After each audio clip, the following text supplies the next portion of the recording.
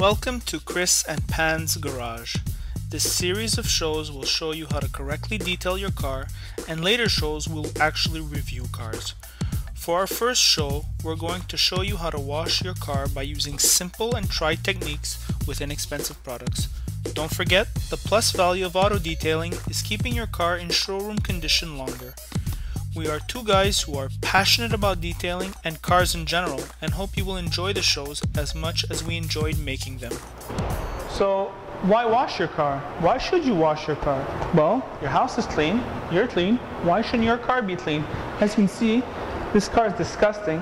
It's full of crap all over it, salt and dirt, it hasn't been done in a while. We're gonna do it. Alright guys, so first step to usually cleaning a car consists about cleaning the wheels, since that is the dirtiest part of a vehicle, obviously. So in order to help us out, we got two products today. They're all pretty much equivalent really on the market. The major difference probably will be the dispenser and the way the nozzle works, so the way it spreads the product out. To give you an example, this is the Meguiar's Hot Rims, and look at the way it spreads it out on the wheel. So this is pretty much a direct shot. But you actually want the product working for you and not you doing the work. So we got another one here from a Canadian-based company, from Silver Wax. It's a fast action cleaner. And the way this one spreads the product out, as you can see, it's a bigger mist. So it covers more area. So you'll spread that liberally around your wheels and tires. And to help you out, instead of doing it manually, you can have a brush. So fill a bucket with nice gentle soap, and you can have a wheel brush like this. So you dip it inside there, and you start gently scrubbing in the sides of the spokes towards the outside. Get that nice and clean.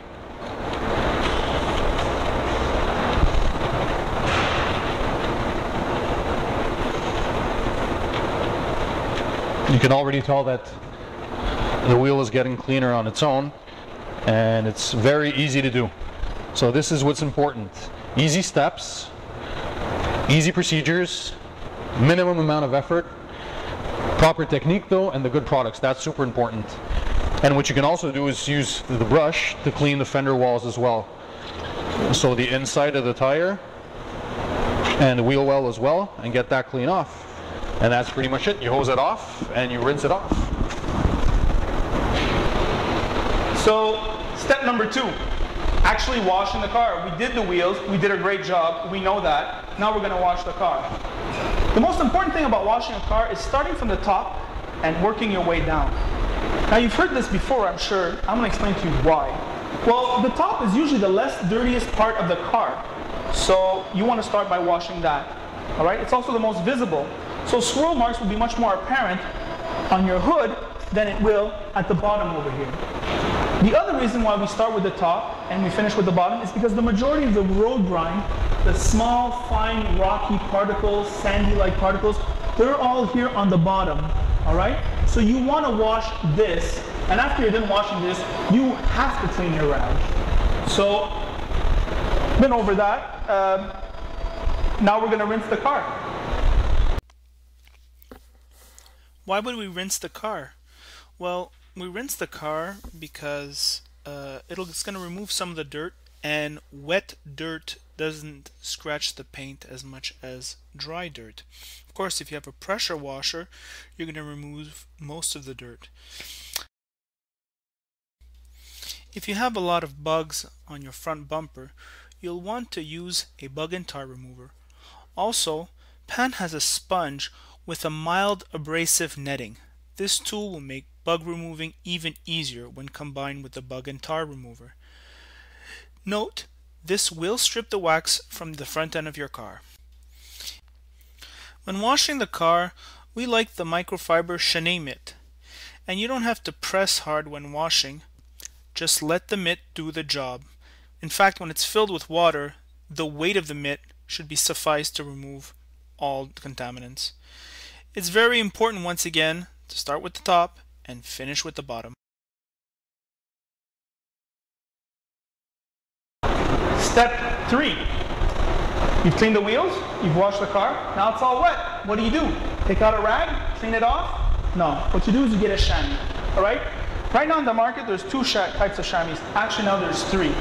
There's the artificial chamois, which is the one we use. There's the natural chamois, which is the one we don't use. And there's the ShamWow, is the one you shouldn't use. All right, so basically, you take the chamois. Why the artificial chamois? Because it wipes on easier. The natural chamois is like rubbing on sandpaper. They're very sticky, and they're very hard to wring out. So we recommend the artificial chamois to do the entire car. Once you're done the entire car, you can get HD windows. How do you get HD windows? You buy a Microsoft, not a Microsoft. We're gonna cut that out. We're gonna use a microfiber. A microfiber towel, what it does is it really cleans everything and removes all the water. It leaves a perfect HD window. You'll swear there's no window. Now, for the windows, there's an additional product. You don't have to do this, but this is a good product we recommend a lot. It's called Rain-X. Basically, it's a water repellent. And you spray the Rain-X on your window, you wipe off the excess, and you let it dry. Once it's out of haze, you wipe it off. And after that, the raindrops will slide off. The wind will make the raindrops slide off. It will slicken the surface of your window. Sometimes it might be raining, you might not even turn on your wipers because the rain is just coming right off. But when you do use your wipers, they will be much more efficient, hence safer, better visibility. Here we are drying off the car. If you don't dry off the car, what will happen is the water will eventually evaporate and you'll be left with a bunch of watermarks.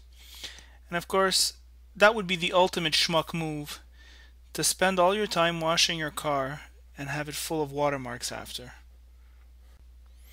Another important thing, don't forget to wash the inside of the doors. There's a lot of road grime that can accumulate there, and it's something we often forget to wash. So, when applying the Rain-X, you don't spray on the window, you spray on your microfiber.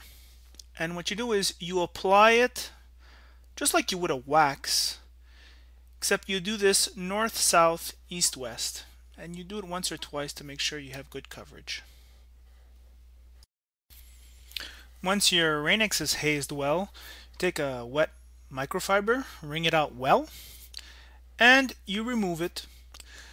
You remove it by simply going over what you did once or twice. Once again, north, south, east, west.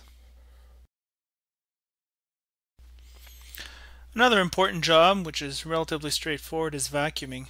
Unfortunately, we didn't have our shop vacs, our big shop vacs. We had to use this little shit vacuum cleaner, which made more noise than anything else, but nevertheless got the job done. The windows are really important. You've got to get that down right. We recommend using a microfiber towel, and if the job is really dirty, you can use Stoner's Invisible Glass. Little note, don't forget to do the back view mirror, the sunroof, and also the little rear view mirrors inside the sunshades. We also have to clean and remove dust from the dashboard and the rest of the interior. A human microfiber cloth will suffice. The steering wheel is really important, as are the other touch points in the car. You've got to pay particular attention to all the horizontal surfaces. All right, we're back, and I don't know why I'm saying we're back. We never left. We never left. Okay, we've cleaned the car, we've cleaned the wheels, we've cleaned the windows inside, we've passed the microfiber over the dash, over everything that's horizontal, especially that's where the dust accumulates. What's left?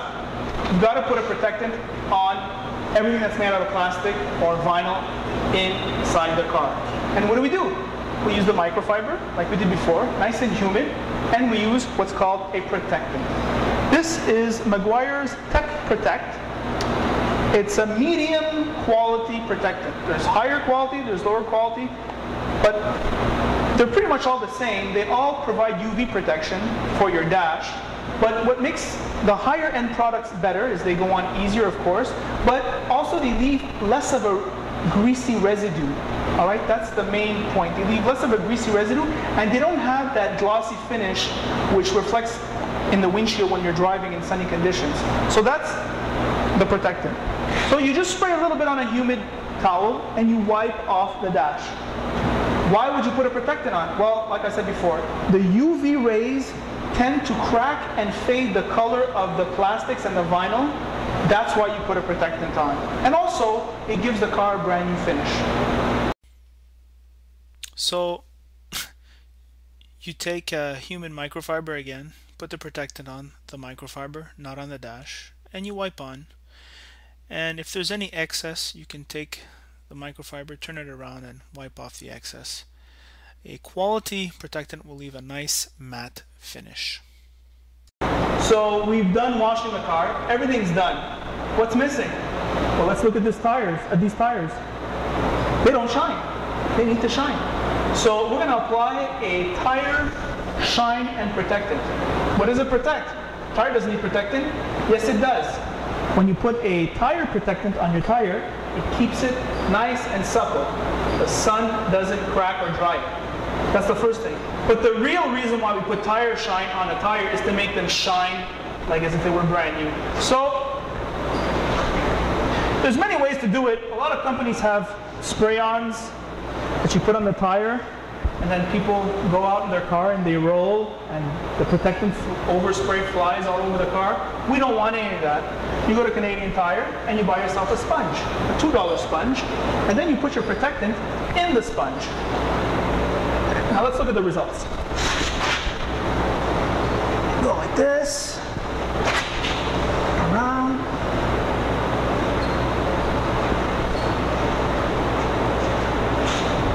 You see how long that took? That's one tire, it's done.